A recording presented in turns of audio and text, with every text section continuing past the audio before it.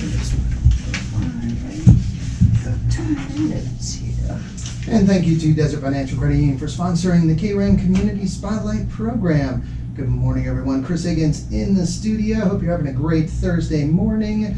And today we have Judy in from the Beverage House. Good morning, Judy. Good morning. And we are going to be talking about wine tasting. And if you are newer to the area or maybe haven't heard about the Beverage Place's wine tasting event, which is every Friday from 4:30 to 6:30 p.m., then wow, you're missing out, because it is a great event, just great opportunity to socialize, to try some really good wines, and a nice and wide variety of wines. So Judy, you're in this morning. You're going to tell us a little bit about the wines that you'll be tasting this Friday. Yes. This Friday, yes, we will be doing Old World versus New World wines. Old World versus New World. Well, that sounds interesting. Yes, it is. Yeah, and just a little bit, again, for those that aren't familiar with the Beverage Place, location, it is right in the, I don't know what, Urgent Care Plaza, I guess is what you'd call that now. Right between T-Mobile and AutoZone, so right in the middle there. Yes, and there's the furniture store and Urgent Care, and it's right in the McDonald's parking lot there, or McDonald's is on the corner, so very convenient right there. And again, every Friday from 4:30 to 6:30, there's a wine tasting, and it's great because there's 5 different wines, sometimes a little something extra special. Which we'll be having Friday. Which you will be having Friday, but I don't know, we might talk about it, we might mention it, or you just might have to stop in there to find out for yourself what it is. But Sylvia always, with some surprises, so it's fun. But this Friday, have 5 wines, and Old World versus New World. Old World wines, I guess, versus New World wines. What are like the differences, or I guess, what is the difference? Okay, you can think for Old World, you would think usually like in the European section there, but it also includes like Israel and Georgia, Russia, all those areas also too, even Egypt. Okay. So those are all considered Old World countries. Yes. Switzerland, Romania, Georgia, Croatia, Lebanon, Austria, Greece, Portugal, Germany, Italy, France. Gotcha. Basically, all those are Old World countries. Though the exception here is Israel, because they're producing New World like wines. Oh, okay. They're using our New World techniques. Okay. They're using the technology that we have in the New World. Wow. And so New World, some of the countries, I imagine Australia? Yes. Brazil? South Africa, Argentina, Chile, New Zealand. Yeah. Us, of course, South Africa. Okay, yeah. So we are all considered New World wines. I think it's basically because the Old World wines is where wine was originated, and then it was brought to these other countries. However, it's a difference in styles too.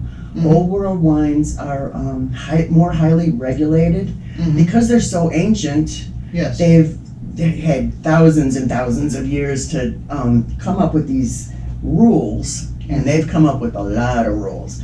What you can plant, where you can plant, how much, how close you can plant, how you can refine, what you can add, what you can't add, and it's basically kind of old. It's old regulations that it's to maintain their reputation so that you know what you're going to be getting from a certain region. Gotcha.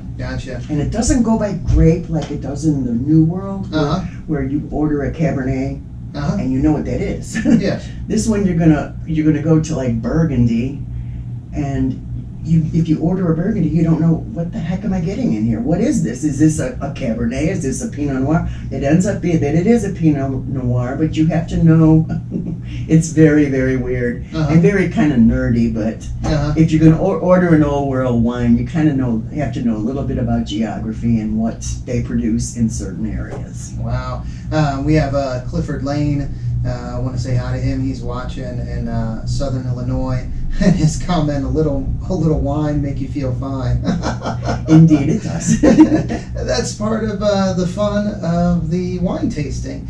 And I know you just get a little taste, but you get to taste 5 wines. And again, this Friday, Old World Wine versus New World Wine. And so what people that come out to the tasting, what would they be starting with this Friday? What is the first wine? We're going to start out with the Clean Slate Rosé. That's a Pinot Noir. Speaking of Pinot Noir, that is a Pinot blended from Pinot Noir grapes. It's minimal skin contact, therefore that's how you usually make a rosé. So it's minimal skin contact, making it like the pink instead of which would be a regular Pinot Noir would be a deep red. Gotcha. So this one's a little bit lighter, crisp, very clean. It's from Germany. Oh, okay. Usually they're known for their Rieslings, but I decided to be different and pick out a rosé because rosés are good for summer too. Oh yeah. And summer wine. Yes, I think it's a great summer wine. It's just crisp and clean. It's got strawberry, cherry, watermelon flavors, citrusy also, like lemon and lime, and it's got a higher, crisper acidity there, so it makes it really good. Great for like warm weather and just great for quenching your thirst. Okay, and again, if you're listening, know that you can see these wines actually if you go to the KRIM FM Facebook page or our YouTube channel, and you can watch the live stream and see what the bottles look like and what the wines, some of the wines look like. So that one is Clean Slate and from Germany. Wow, yeah, like you said, mainly you think of the Rieslings, and it says this area in Germany, not even familiar. It's actually southeast of Moselle and northwest of Pfalz. Wow. So it's the area is generally known for like exceptional quality wines. So it's a really nice area. It's on really steep slopes, which is kind of cool. They said steep slopes of craggy metamorphic rock. Wow. So not very good, rich, fertile soil, but good soil for grapes because that's usually good for grapes. Yeah, right under the location there, it says a region of rocky hills and a charming river. Wow. And it's a very crisp, clean wine, great for summer, great for pairing with barbecue, outdoor, when you're thinking outdoor cooking, outdoor grilling, good for stuff like that, and a great starter wine. I like to go from, I like to do one certain wine for a starter and then go into a new one when I'm doing a meal. Not everybody does that, but I do. So that would be my starter wine. I would love that. Just for my very first glass would be great. There we go. So after the Clean Slate, what will you be moving to next? This is a really cool one. This is one of my favorites. This is brand new, and it's very trendy. It's very hipster. Oh. It's a white Pinot Noir. Oh, wow. Now, Pinot Noir, like as you know, this is also a New World wine. So this is your Old World wine. This will be your New World wine. Now, New World wines, we use technology more. So we don't follow those strict and rigid rules that they do in the Old World. So here we've done no contact at all with the. This is made just like a white wine. So there's no contact with the skins. That's why it's that color. So you see it's even lighter than the rosé because they're not doing any skin contact at all when they're fermenting it. And those tend to taste more like Chardonnays. They're kind of cool though. It's a deeper, richer wine. It's I think Chardonnay-ish because it is kind of rich like a Chardonnay, but it's a Pinot Noir, so it's got more of the red berry kind of flavors. So it's a very cool wine. I love it. Without the color. That's interesting. On the back of the bottle, it has a short description, and it says, when you shine a light into the heart of a Pinot Noir grape, you see only light, maybe the seeds also, but the sense of color is lacking. Juice from the heart of Pinot Noir has this ethereal flavor and aroma, while Pinot, in essence, it is different and exciting at the same time. It is, and So- it's very trendy too, but very Wow. good. Yeah, really cool label. Now this one, the first one, you would probably drink pretty cold, like you wouldn't, normal. This one, you would drink like you would Chardonnay. Probably cold is good, but you get a little bit more flavor if it's not quite as cold as the first one. Gotcha. You just get a little bit more of the nuance in it and the richness. It's just a rich wine. It's very cool. I love it. Ah, And this one would also be good for, for your outdoor. Everything I picked actually today is for outdoor, backyard eating, grilling. yes. Wow. And again, if you're just tuning in, talking with Judy, sommelier at the Beverage Place, and she, along with Sylvia, and usually you have one of the distributors that comes in, and they do wine tasting at the Beverage Place, 4:30 to 6:30 on Fridays. And we're just going through the 5 different wines that will be at this Friday's tomorrow. Golly, tomorrow! Yay! It's Yep. Friday Eve today. Yes, So yes. tomorrow's wine tasting, and again, the theme is Old World versus New World. So the first wine, Clean Slate, from Germany, an Old World wine, and then this a Pinot Noir from, Willamette Valley. and that is Oregon, an Oregon wine, so New World wine. Yeah, so wow, they sound really delicious. So now moving on to the third wine. Well, what do we have here? We're going back to the old world here in Spain. Okay. The Campo de Borja. I decided for my reds, I thought I would do Grenache blends. Okay. There's a specific varietal that's called GSM, which is Grenache Syrah Mourvedre. It's a blend of grapes, and it's and I just thought I would pick that out for this because they're really good, like hamburger wines, rib wines, good for like grilled meats. Okay. And Grenache is probably the most planted grape in the world, though people aren't very familiar with it.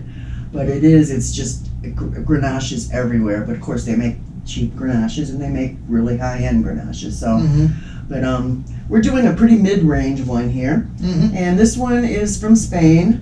It's Grenache, and they've added Tempranillo in it too.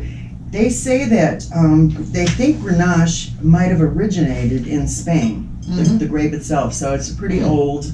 It's an old grape. This is good. I like this one.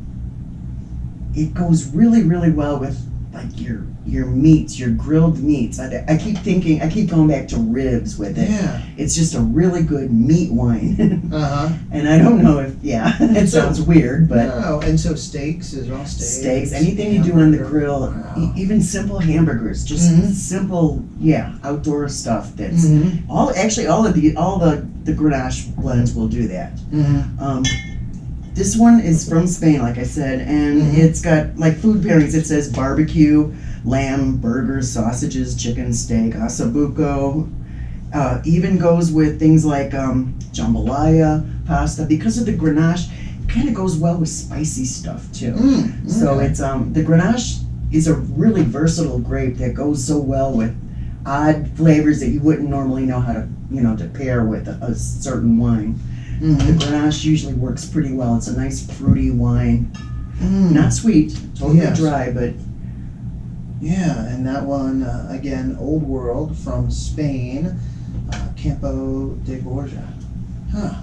There we go. I like the wax seal too. I know, isn't it cool? Well, see, that's the old world. That's their tradition to do, and they've probably been doing that for hundreds of years. Yeah. I also brought. I'm going to do a cheese pairing with this one too because where this area is from, like in the Aragon area of Spain, they do a Manchego cheese, and like cheeses can kind of be sort of like wines where they do have those same restrictions in the old world. And Manchego's literally from like Manchego sheep who graze in the Manchego area on their grass. Yeah. So I'm going to do that and see how well that works together. That's what they usually do in the old world, but I know we're going to try it tomorrow because we're going to use the cheese from the cheese guy. Mm-hmm. So we're Tom. Yes. Tom. Tom, the cheese guy. the curd nerd. The curd nerd. You can find at the Payson Farmers Market. Yes, he's there every Saturday. Yeah, and he's been out at, you had some cheese from Tom the last couple Fridays, Yes, huh? yes, he's been bringing us cheese and we've been serving that and trying to pair it up with the wines and see how it works. And it's been working out well. Yeah, and we do need to mention that there are also, so there's some cheese, some meats, crackers out there, fruits, some mixed nuts, different things. Yeah. Mm-hmm. Yeah, so you can come out and so in between the wines, you can kind of have a little meat and cheese, or with the wines, try different things. Mm-hmm. So, And a lot of times you'll notice how the wine changes if you have food with it. mm-hmm. And it's just a kind of cool thing to just to kind of try something new and get something different from it, just to learn. Oh yeah, it's fun. And again, you don't have to. I know we're talking, and mainly Judy, explaining, the wines, the regions they come from, the grapes, flavors, pairings, all of these things. If you want to get into that and you're interested in that, this is perfect to come out to the wine tasting at the Beverage Place every Friday. But even if you're not, if you just want to try the wines to see, okay, do I like this? Do I like that? Oh, okay, I really like that. What is that? Well, then you can learn and you can find out what your tastes are. And it becomes easier to go into a store with thousands of wines and pick out something that you think you'll like. Yeah, so you're not maybe so intimidated. Or just, you have no clue. You think, oh my gosh, I want to get something, I want to try something, but I don't know where to start. So again, it's a great way to experiment a little bit and see what wines, what types of grapes, the flavors, the countries, trying wines from different countries. Again, the first one is from Germany, this one now from Spain. It's again a lot of fun, and it's every Friday, Beverage Place, 4:30 to 6:30. So it's a good group of people, fun, very friendly, and you can just learn a little bit about the people there and have a good chat. Yeah, it's always fun. It's always fun. Yeah. So that is the old world. Yes, this one is like I didn't mention the flavor. There's like raspberry and black cherry fruit flavors, but you're also getting a little bit of sea salt. Ooh. Some kind of, and not that it's a salty wine, Yeah. but you're getting just a little hint of it, which is kind of cool too. Yeah. So there's some earthiness in it too, but it's got the great the fruit flavors, and those go really, really well with ribs and steak, grilled meats. Yes, there it is. So now we would be moving on to a new world. Mm-hmm. We're going to the new world. Yeah. This is in the Alexander Valley by Lake Mendocino in California. This one I actually haven't tried yet. I'm looking forward to it though. Mm-hmm. It's a GSM. It's a Grenache Syrah Mourvedre, and it seems like it's higher in alcohol. It's 14.5 in alcohol, where the other ones are like 13 and 12.5. So it's a little higher in alcohol, which I kind of expect from California. Things get riper out there. There's more sun, they get riper. Yes. So they produce more alcohol. They're also going to be a little bit richer than the old world wines, and I expect this one to be also.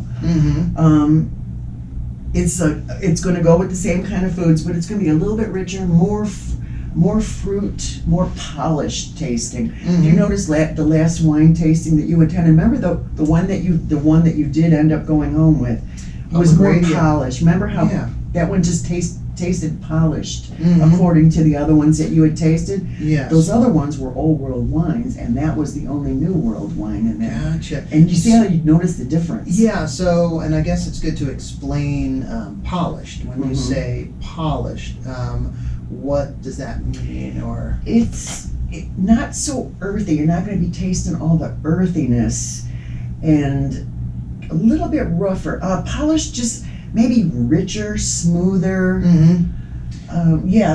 I think in the way Cleaner. It's not that they're dirty either. It's Yeah. just that it's just a cleaner taste and. yeah, I think also when I think of that, I think like the flavors just they're more even. Like the flavors, everything is more even. And maybe it's because we are from the New World and we're Mhm. used to that kind Yeah. of, maybe that's why, but it just seems, it's such a stark difference and it just seems so much nicer sometimes. Gotcha. Though I Yeah. do like my old world wines. I like my funk sometimes on my Uh-huh. wines, but Yeah. but I notice it's such a stark difference sometimes. It's like, Yeah. my goodness, what a difference. Same Yeah. grape and it's just made in a different place and it's so different. Yes. But it's kind of interesting. It is interesting, and just everything that goes into, the factors that create the flavors in the Mhm. grapes. I know, we've talked about this, but weather and, the weather for that year, the Yeah. region, just so many things in the soil, all the, minerals and everything in the soil. So it's fascinating. Yeah, it really is. I think so Yeah. too. Yeah. But I'm kind of a nerd about it. So. No, so that one, I like the description here. It's an exuberant, playful, and plush with aromas. Plush. See, plush is another New World term. Yeah, Yes. with aromas of black cherries, blackberries, and fresh strawberries. Wow. I know the descriptions, and that's the thing is, again, if you're, looking at different wines, you want to try different wines, you can read the descriptions, and wow, they all sound so good. They, whoever writes the descriptions, they do a wonderful job, but it might not be maybe a taste that is pleasant to you, or, just with your taste buds and, preferences. So, it is hard because when you look at the labels again, you're kind of drawn in and, oh, that sounds wonderful. So You got to remember there's some PR involved on these labels. yeah, a little bit, yeah, some definite marketing going on there. Yeah. So that is the New World wine again. I'm looking forward to trying that one though. That's the only one I haven't tried yet. From California. So then the last wine, the fifth wine, It's probably my favorite. I love Côte d'Aron's wines, and that's Old World, of course. It's France. It's made by a very old family who's famous for their Châteauneuf de Pape, which is a French wine. Actually, the Pope's wine. Châteauneuf de Pape means wine of the Pope. Oh wow! It's the same blend, the Grenache, Syrah, Mourvedre, Mm-hmm. but very old, very well respected family, and very very old, I might add. Very nice. It's going to have your same sort of flavors to it. It's like the strawberry, raspberry, but it's got like black licorice and a little bit of, and it's jammy also. I think this one is also 14.5, which is kind of unusual for France, but it's in the south of France, so they're getting a lot of sun, yeah. But it's got like black licorice in it and black olives, currant jelly. It's got all kinds of cool, odd flavors that you can pick out. But I mean, you've got to sit there and kind of think about it. But it's cool flavors that, wow, I can taste black licorice in this. It's like, whoa. Wow. And then it also mentions subtle juniper echo. Yeah, and it's like it's got a foresty. It's very cool. You got to come in and try it. Yeah, and that is again from France.